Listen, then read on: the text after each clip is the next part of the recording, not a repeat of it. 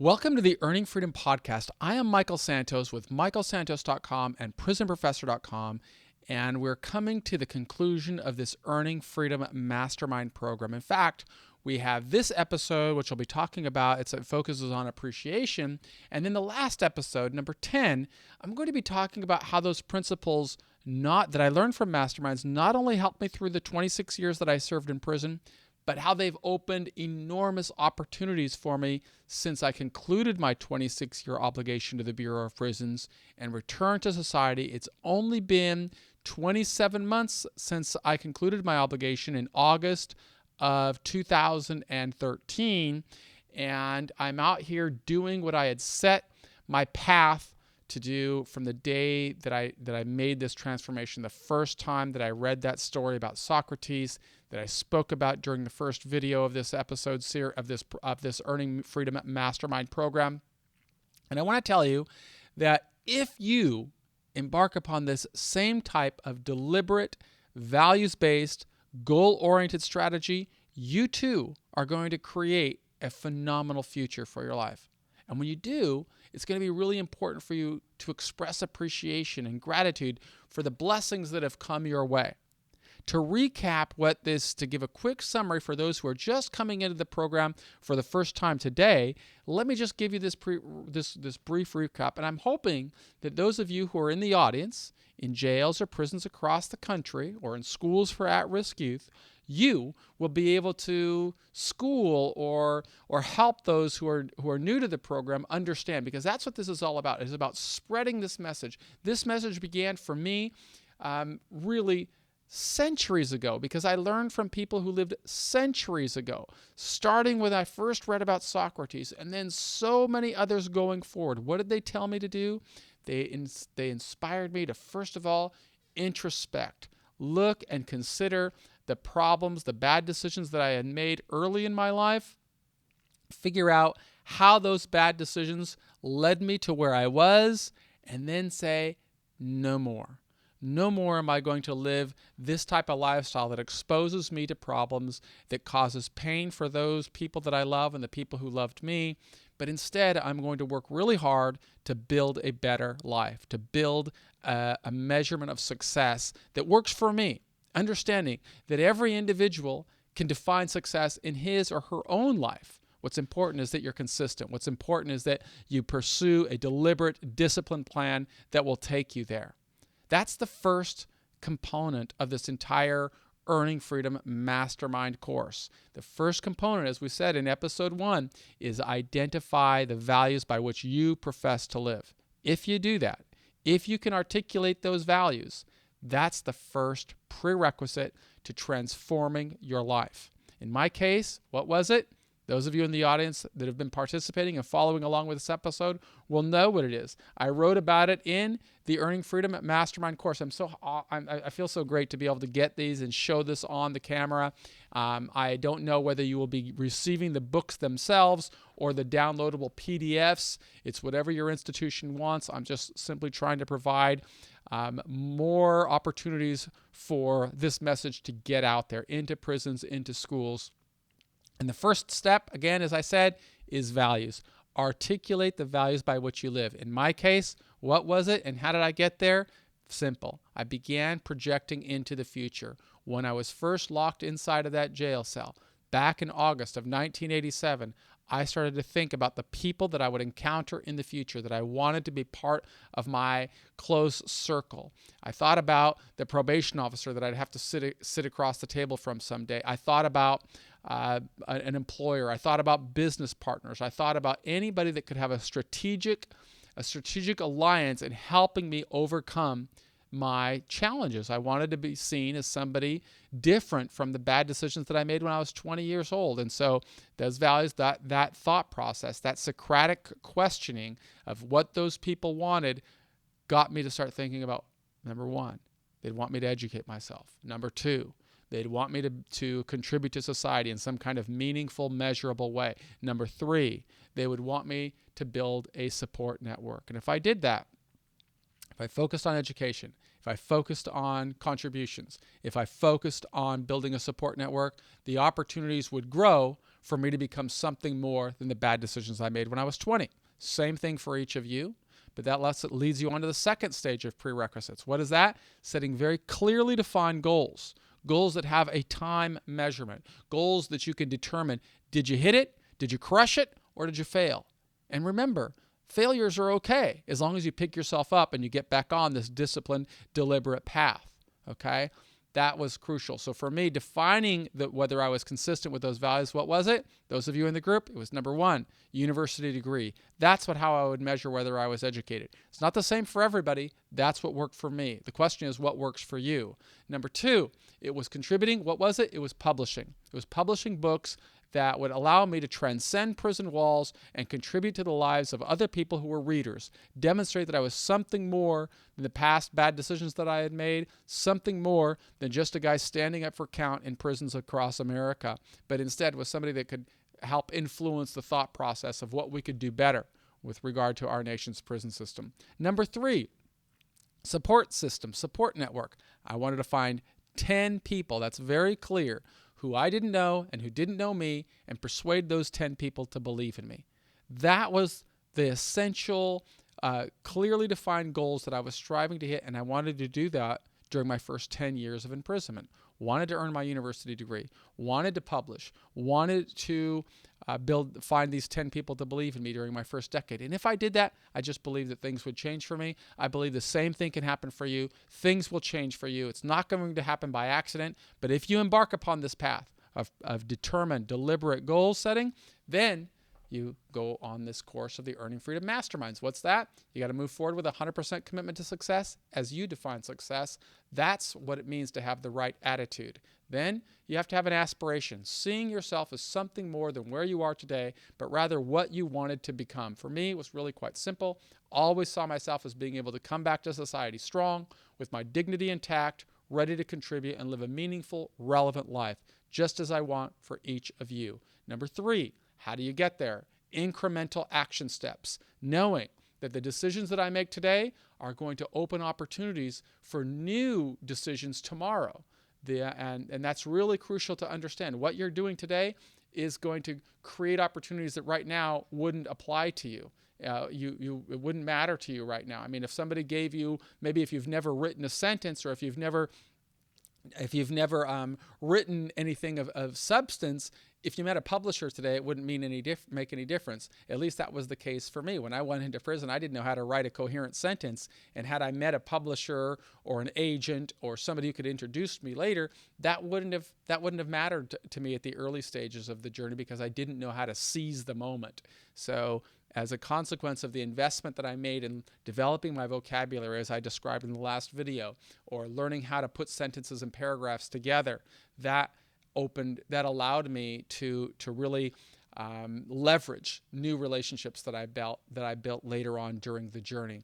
So it's crucial to take those incremental action steps. It's also crucial to follows aspiration. It's also crucial to set very clearly defined accountability metrics. Use something that set these clear goals, but then determine whether you are making progress. Make sure that you know what you're doing every single day as the days turn into weeks, the weeks turn into months, the months turn into years. Make sure that you're crushing goals, that you're breaking through it, and that's what's going to motivate you. That's what's going to give you that high level of energy and discipline every single day. And then it's also going to make you aware of opportunities that you can seize that exist for everybody, but because you're on this path, you see them and you take advantage of them and you make progress. And this applies to your life in so many areas, as I spoke about in the earlier video and as I write about in the Earning Freedom Mastermind coursework. While you're on this deliberate path and you are becoming aware of opportunities, the world's becoming aware of you as well, and they're feeding you more opportunities, and your life is getting better. And you can really sense that you're growing in quantum leaps rather than just linearly. You're making massive leaps. And that's how this path really changes what prison systems have done for so many people, which has sent them on this cascading cycle of difficulty and struggle and failure that sometimes doesn't only cause them to fail, upon release, but also influences the way their families operate and leads, unfortunately, to so many children who are the children of prisoners coming into the system also. So it's our job to recognize that, to break through it, to build a life of success and meaning and relevance, and then we celebrate every achievement along the way.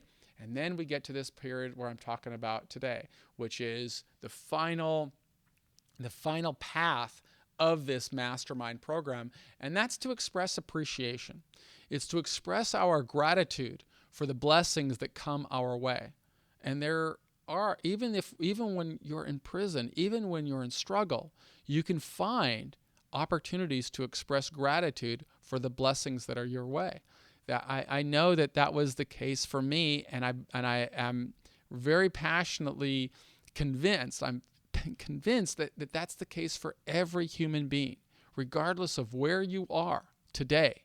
There's an opportunity to express gratitude, and when you do that, you really sow these seeds for more blessings coming your way. Even when I was locked inside of that cell, even when I felt those concrete walls closing in, the ceilings closing in, and suffocating my spirit, not knowing how much time I would serve, not knowing what was coming. Once I read that book of Socrates, it gave me a completely different outlook on life. It changed my philosophy. It helped me realize and appreciate that I'd been living by a bad philosophy. And the bad philosophy by which I had been living, I came to recognize that's why I was in trouble. That's why I was locked in there. It was the friends that I chose. It was the nightlife that I was attracted to. It was a series of bad decisions that I made. And I wasn't even ready to stop making those bad decisions, as I described in the book.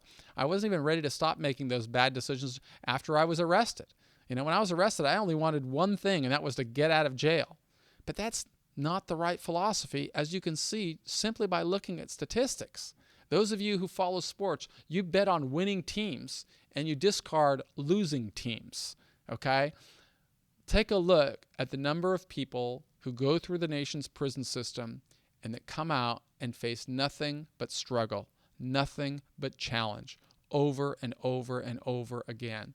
If that's the path that you want to change, if that's the trajectory that you want to change, you've got to change the way you think. And instead of following the path that so many people in prison are talking about, you got to follow the path of leaders, of winners, of masterminds. At least that's what I learned, and that's what I believed. I learned that from so many people who faced struggle that was far more severe than any struggle I ever encountered. Yeah, I was facing life without parole. Yeah, I had to do 26 years in prison. But it wasn't the same thing as Socrates experienced. I mean, he was going to lose his life, not for doing anything bad, but because he believed that every individual had human worth, and he wanted to spread knowledge to people regardless of what class they were, what race they were, how much money they had, how much power or influence they have. And he believed in that concept so much that he was willing to do it, even though it exposed him to a death sentence, and he was eventually executed for that role. I didn't face any challenge like that. I was in jail because I made stupid decisions, criminally bad decisions, and it wasn't to benefit anybody else but myself, so I was kind of ashamed by all of that. And by understanding that, thinking about that, introspecting, it caused me to look at the world differently. And when I started to look at the world differently, it was Socrates I recognized that gave me that strength. And so I was grateful for that opportunity just to read that book, even though I was reading it inside of a jail cell. So, I found an opportunity to be grateful to him. I found an opportunity to be grateful to Nelson Mandela, somebody who was a lot more contemporary. He was just getting out of prison at the time that I was going into prison. And, he did 27 years, and he was in prison not because he did anything wrong. He was in prison because of an unjust law that existed in South Africa at that time. He did 27 years. And yet he didn't have any anger. He didn't have any bitterness. He simply wanted to build a better world. And that was inspiring to me. That is what gave me this thought process that said, I can do this also. I can find a way to serve this time with my head held high, with my dignity intact, even though when I came in, it was really about the worst time in the world to be coming in for a drug offense. I mean, the president was talking about it was the worst thing, the worst threat in the nation. George Bush, when he was elected, the first George Bush, and he was in office, I remember watching his first speech to the Union from the Oval Office, and he held this bag of cocaine and said, "This is the greatest threat that we face in the United States." And I'll always remember that because it just let me say, wow, you're going to be in prison for a long time, and there are going to be a lot of people in society who reject you. There are going to be a lot of people in society who look at you as a massive threat rather than as a kid who made stupid decisions. And so I had to live with that, and I was grateful that somebody like Mandela, somebody like Socrates, somebody like Viktor Frankl, all of these masterminds gave me the strength to realize no matter where you are, it's never too soon and it's never too late to begin sowing the seeds for a better life.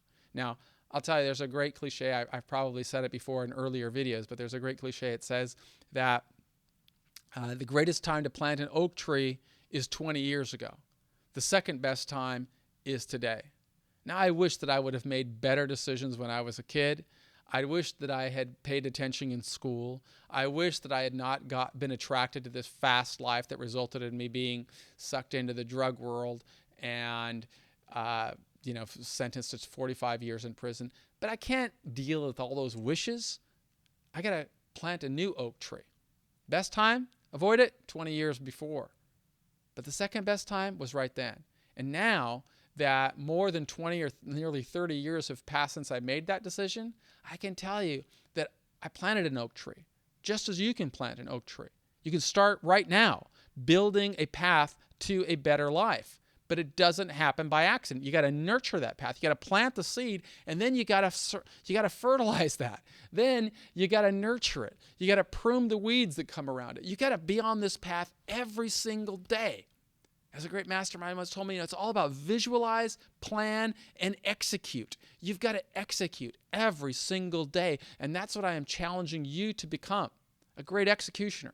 Set a goal. Crush that goal. Break through it every single day. And when you do that, you're not a prisoner anymore. You are empowering yourself. You are becoming something stronger than what anybody would expect. And that's the path. That's the path to make things happen.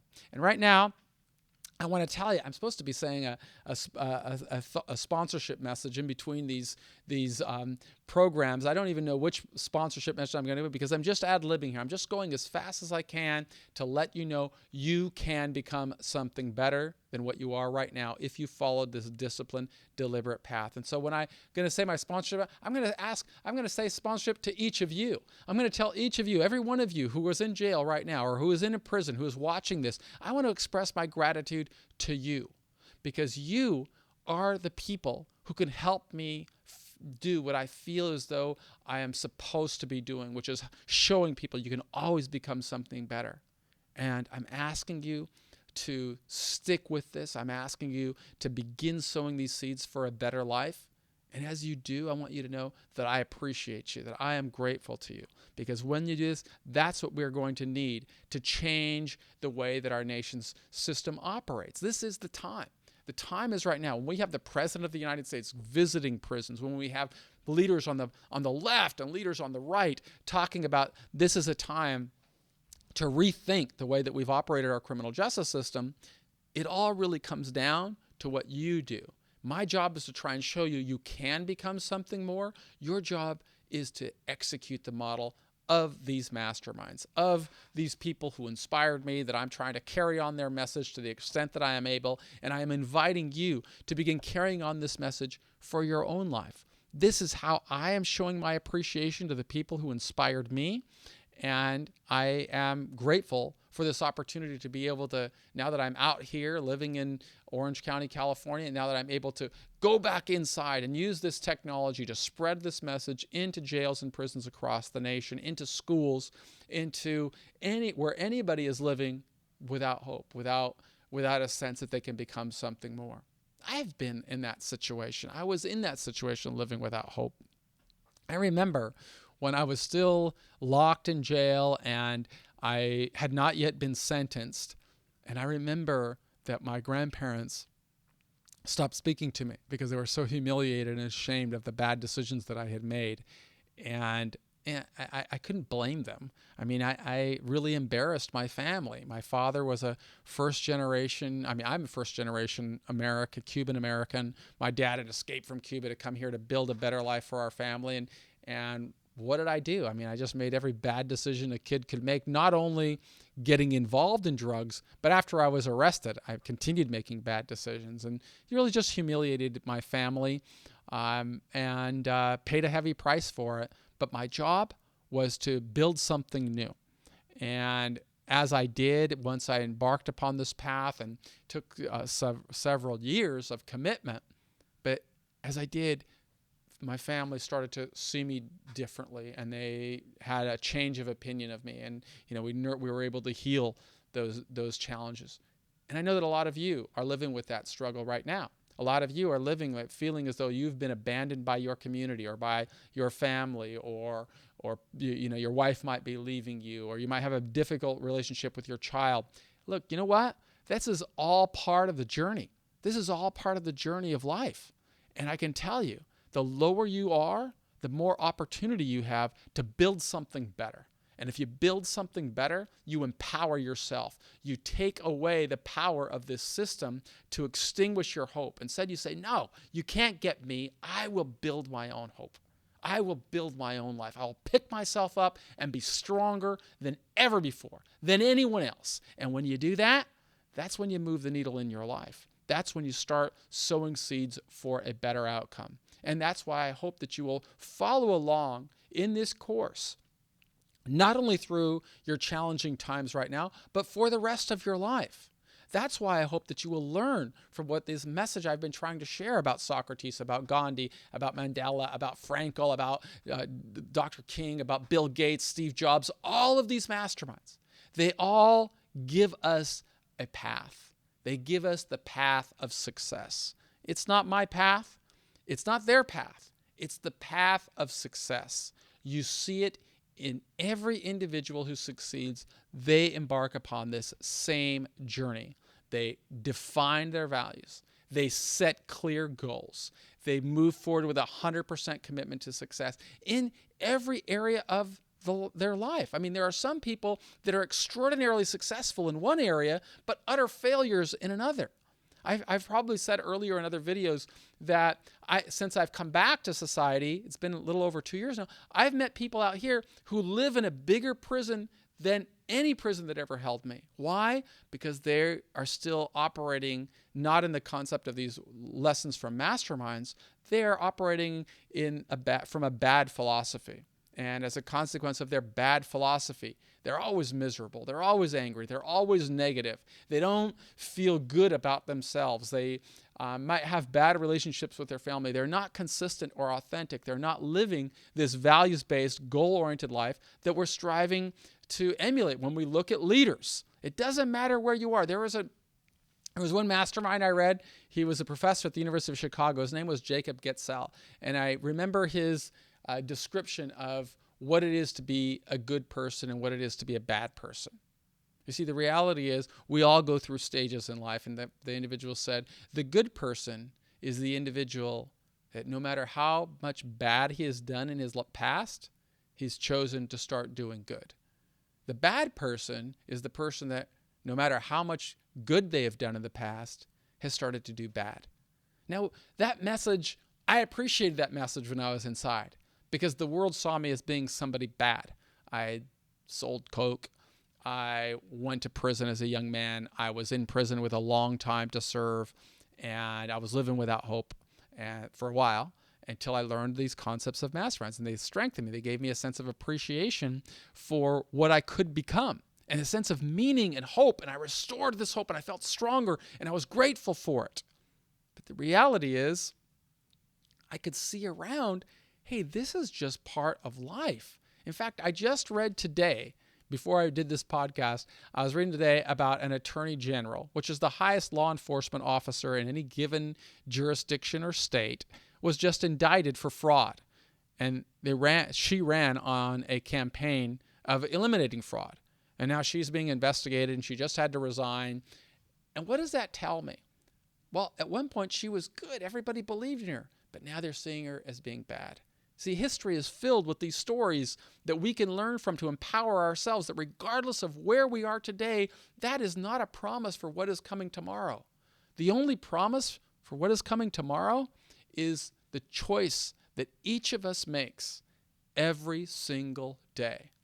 There's another guy who told me about success. He said, success is this long path and rent is due every single day. The toll for success is due every single day by the decisions that we make. If you want to become successful, the reality is you've got to recommit every single day. You got to sow a new seed for success. You have got to nurture that seed for success. And then once you start harvesting success, you got to replenish and show other people how to become successful. When we do that, we absolutely do our part, as Gandhi's told me to do, which is be the change that you want to see in the world. That is what a mastermind, that is what I've learned from masterminds. And that's why I'm so grateful for all of these incredible gifts I have had of learning from people who were so much wiser than I will ever be. And I appreciate this opportunity to use my experience of going through prison for 26 years to share this message to each of you, to any of you who are inside of a jail or inside of a prison or in a school where you might not want to be. I want to show you that you can become something more, that today is the day that you can start sowing a seed for a better life. And when you do that, you will see that there will be other people who come into your life who want to help you. I mean, you see this everywhere. You see it. You see people doing this, continuing to sow these seeds. Look at Bill Gates, one of the wealthiest man, if not the wealthiest man in terms of financial success in the world. And what does he do? He pledges to give away all of his money through the Gates Foundation. Why? Because he appreciates the opportunities that he has had, and he wants to sow seeds for other people to become extraordinarily successful. Warren Buffett does the same thing, pledges to give away 95 or 98% of his wealth before he dies. I just saw this not only from people who were financially successful, but also just human beings. In fact, when I was in prison, I remember that I had a staff supervisor. Her name was Lynn Stevens, and she opened this opportunity for me to work as a clerk in the prison's factory. And while I was working in there, she said, the rules are against you being able to study while you're on the job, but I'm going to overlook that. As long as you do your work, go ahead and spend your time in here. You can use the typewriter to advance your program. And I was so grateful because that little job opportunity where I had a little desk and I had a typewriter, that was like my sanctuary in the prison. While I was there, I was working, I was a college student, I was focusing on building my career, and I was so grateful to her because that privilege separated me from so much of the volatility that derailed other people in prison.